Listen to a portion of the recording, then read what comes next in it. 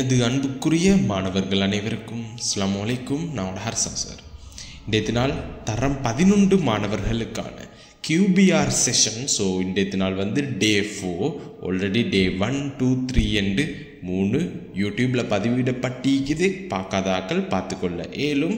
So கண்டினியூவாக இதை நாங்கள் உங்களோட O லெவல் முடிகிற வர காட்டியும் இதை நாங்கள் ஒவ்வொரு சனிக்கிழமையும் நாங்கள் கொண்டு போகும். அதுலேயும் ஸ்பெஷலாக இலங்கையில் இருக்கிற அனைத்து தமிழ் மீடியம் ஸ்டூடெண்ட்ஸுக்கும் இது இலவசமாக யூடியூபினூடாக நடைபெறுது. ஸோ கட்டாயம் இன்றைய நாளுடைய ஃபர்ஸ்டில் இருந்து கடைசி வர காட்டியும் முழுமையாக படிச்சுட்டு கடைசியில் கம்ப்ளீட்டுன்னு சொல்லி மெசேஜ் ஒன்று கட்டாயம் போட்டுக்கோங்க.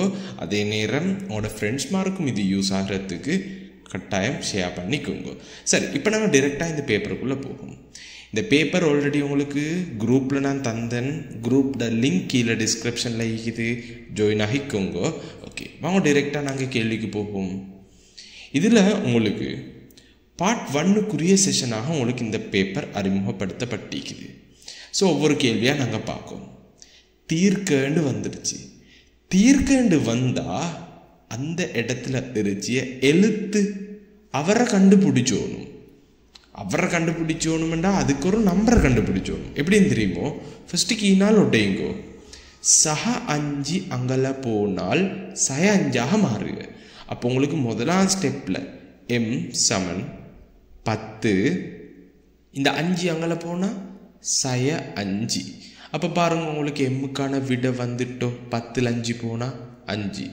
ஸோ நான் விளங்கப்படுத்துறது எல்லா மாணவர்களுக்கும் விளங்குற மாதிரி. சரி, ஓகே. அடுத்தது 2வது கேள்விக்கு வர்றோம். 2வது கேள்வியில் பாருங்க, 750 மில்லிலிட்டர் பாலிட விலை 60 ரூபா. மருதன செல்லியன் 750 மில்லிலிட்டர் பாலிட விலை 60 ரூபா. 250 விலை ஏற்றுச்சு. உங்களோட மண்டேக்கு ஐடியா ஒன்று படணும். இதுக்குள்ள 250 3 இருச்சு. அப்போ நீங்கள் இதை துண்டு துண்டாக பாருங்க. 3 துண்டிட விலை தான் 60 ரூபா. அப்போ ஈன ஒரு துண்டிட விலை ஒன்று கேட்குற மாதிரி 3 பேனை 60 ரூபாண்டா ஒரு பேனே காணத்துக்கு 60 3ஆல் பிரித்து நீங்கள் ஆன்சர் செய்யலையாண்ணா. அதே போல தான் இங்கேயும் நீங்கள் 60 3ஆல் பிரிங்கோ. ஸோ உங்களுக்கு 20 ரூபா என்று உங்களுக்கு தெளிவான விட வந்தது விளங்கினோம். அப்படின்னா பிள்ளைகள் உங்களுக்கு நான் சொல்லித்தாரது மாற கிளியராக விளங்குன்னு அர்த்தம். ஓகே, அடுத்த கேள்விக்கு நாங்கள் போவோம்.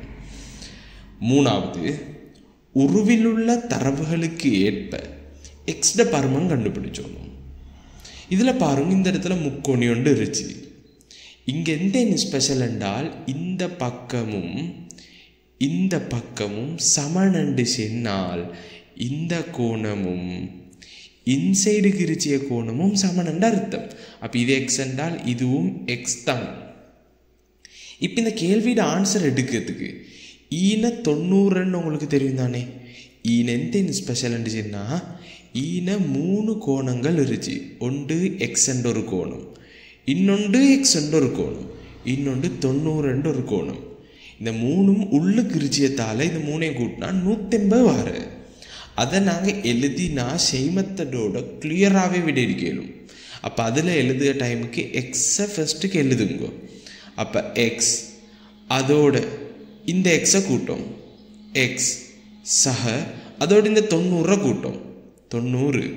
இப்போ இந்த 3ஐயும் கூட்டினா வார விடத்தினேன் 180 நினைவு வச்சுக்கோங்க. முக்கோணியோட உள்ளுக்குறிச்சி 180.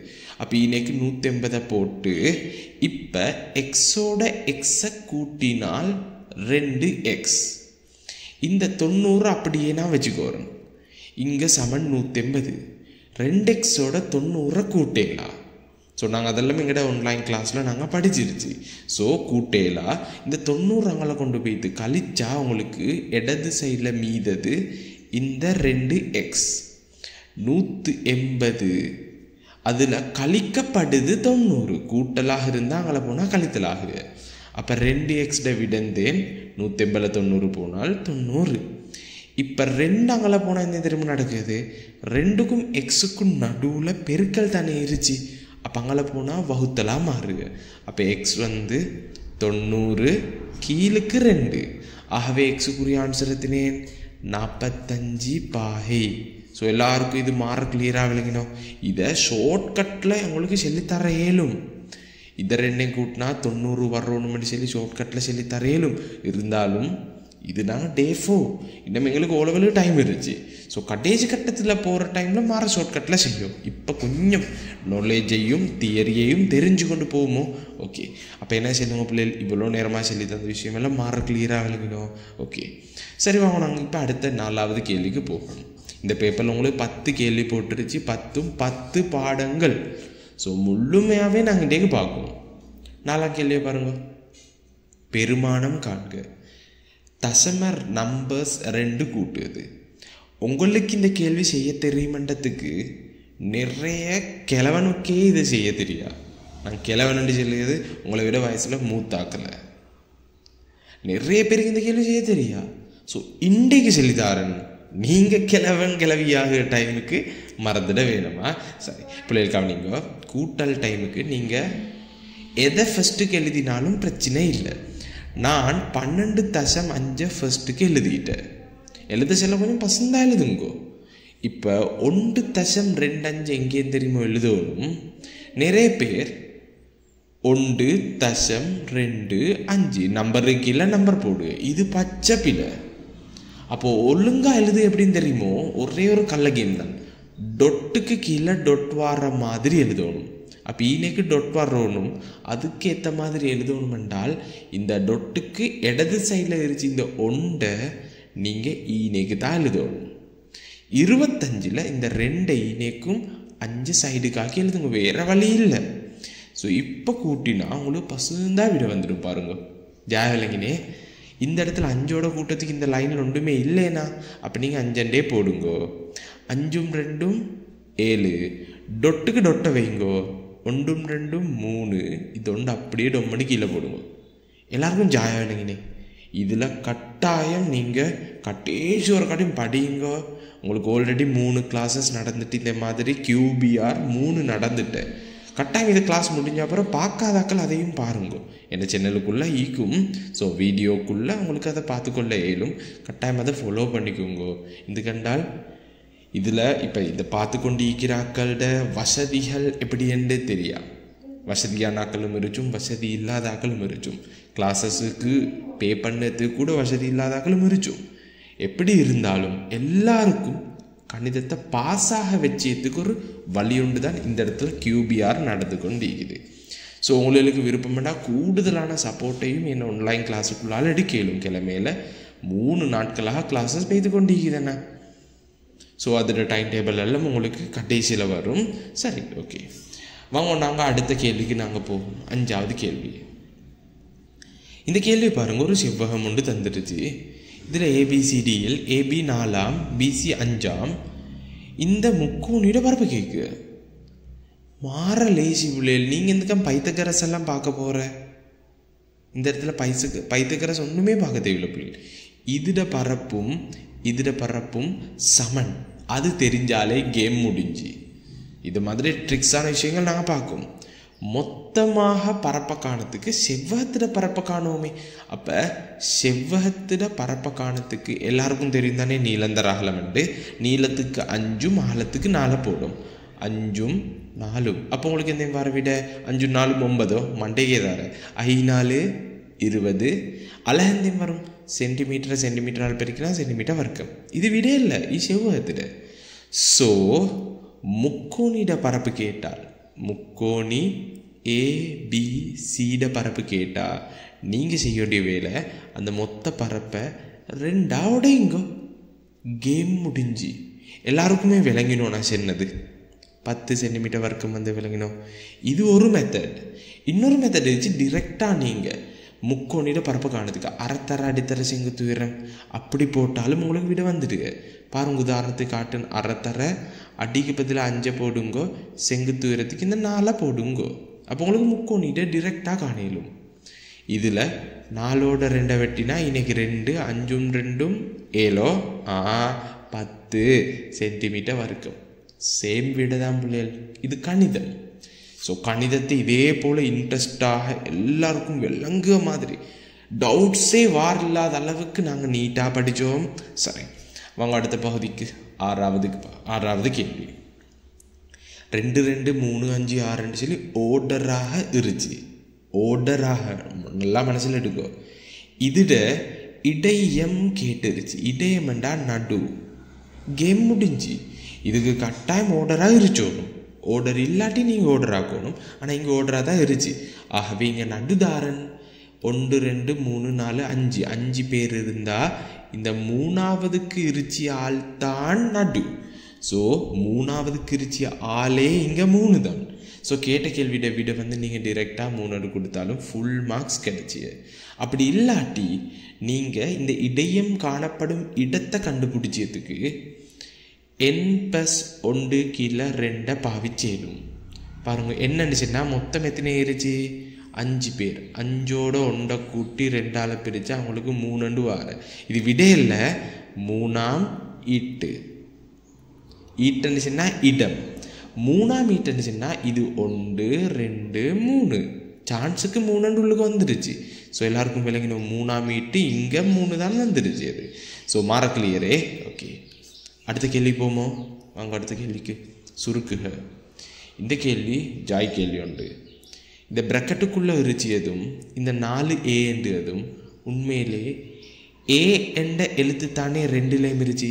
அப்படியாக இருந்தால் இந்த 2ஐயும் எங்களுக்கு கூட்டல் கழித்தல் செய்யலும்.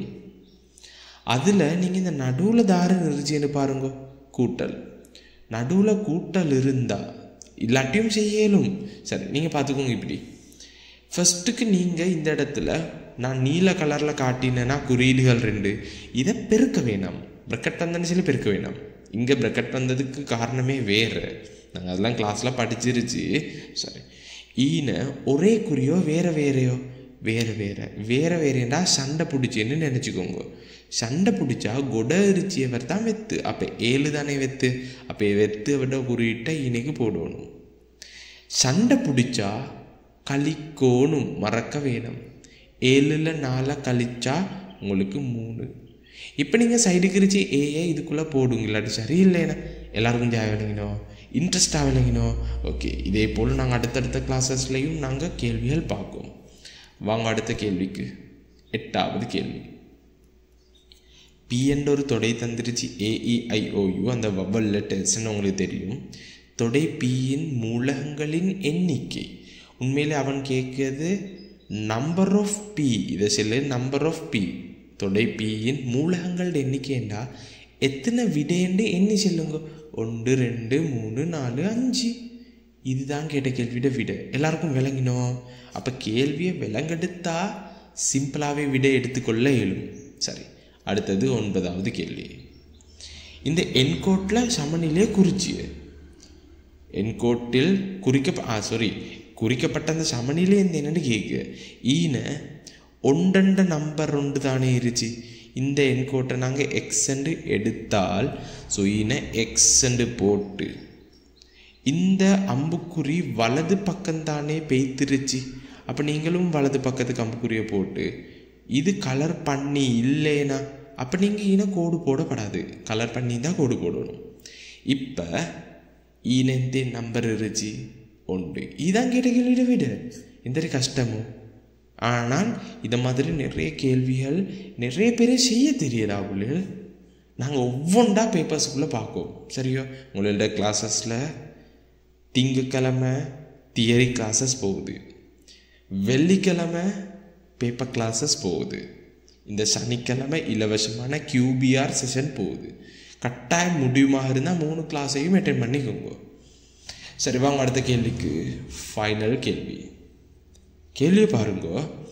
இத்தனை கிராம் இதை கிலோகிராமில் கேட்டுச்சு. சிம்பிள். 1 கிலோவில் 1000 கிராம் தானே இருச்சு. அப்போ 1000ல் 3 சைஃபர்னா அப்போ இதுக்கு ஷார்ட்கட் என்ன தெரியுமோ? இந்த 2 3 5 சைஃபரில் இங்கெல்லாம் நீங்கள் 3 நம்பரை விட்டு ராக்கெட் ஒன்று விடுங்கோ. எப்படி கேம் ராக்கெட் ஒன்று விட்டா அவங்களுக்கு வாரது இங்கெல்லாம் இருச்சியது 2 டொட்டொண்டு வச்சுட்டு இங்கெல்லாம் இருச்சியது 350. அதில் நீங்கள் 350 போட்டாலும் சரி 35 போட்டாலே ஓகே. எதுக்கிட்டா டொட்டின்னு இருந்தால் ஈன சைஃபர் ஒன்று தேவைப்படுகில்லை. இத்தனை கிலோகிராம். நல்லாவே விளங்கினோம் பிள்ளைகள். ஓகே பிள்ளைகள் ஒரு நிமிஷம் நான் செல்லத்தை கேட்டுக்கோங்க. இந்த கிளாஸஸை கண்டினியூவாக கொண்டு போகிறதுக்கு எனக்கு ஒரு மோட்டிவேஷன் ஒன்று தேவை. இதுக்கு இது இலவசமாகவே நடந்து கொண்டு இருந்துச்சு.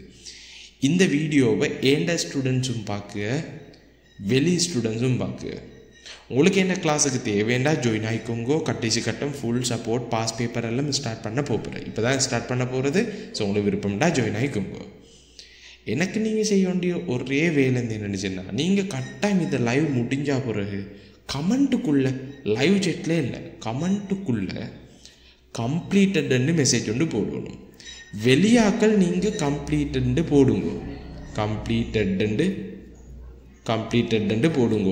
ஏண்ட ஸ்டூடெண்ட்ஸ் கம்ப்ளீட்டட்னு போடுறது மட்டும் இல்லாமல் நான் கிளாஸில் என்ன நினைவிருச்சும், உங்களுக்குன்னு ஒரு ஐடி நம்பர் வந்துருச்சு, அதையும் இந்த இடத்துல கட்டாயம் போட்டுக்கோங்க. இதுதான் நான் சொல்ல ஒரே ரூல்ஸ். அதை மட்டும் ஃபாலோ பண்ணிக்கொண்டாலே எனக்கு போதும். நீங்கள் இந்த சேனலை சப்ஸ்கிரைப் பண்ணாட்டியும் பரவாயில்லை, எனக்கு இதை கம்ப்ளீட்டட்னு மட்டும் போட்டுடுங்க. அப்போ எனக்கு ஒரு மாற திருப்தி உண்டு பிள்ளைகள். சரி, அப்படின்ற பிள்ளைகள் உங்களுக்கு இப்போ ஸ்க்ரீனில் என் இலவச வகுப்பு அனைத்திடையும் டீட்டெயில்ஸ் இப்போ நான் உங்களுக்கு காட்டுன்னு. ஸோ விருப்பமான ஆக்கள் இருந்தால் ஆன்லைன் கிளாஸுக்கு ஜாயின் ஆகிக்கொள்ளும். மேலும் உங்களோட தெரிஞ்ச ஆக்களுக்கு கட்டாயம் இந்த வீடியோ ஷேர் பண்ணிக்கோங்க. நிறைய பேருக்கு இதை யூஸாக நாங்கள் மாற்றுவோம். இது தொடர்ச்சியாகவே இலவசமாகவே நடைபெறும் என்றதை நான் இந்த இடத்துல உறுதியாகவே சொல்லிக்கு வரேன். அப்படின்னு நாங்கள் அடுத்த வகுப்பில் சந்திப்போம். போயிட்டு வரோம் பிள்ளைகள்.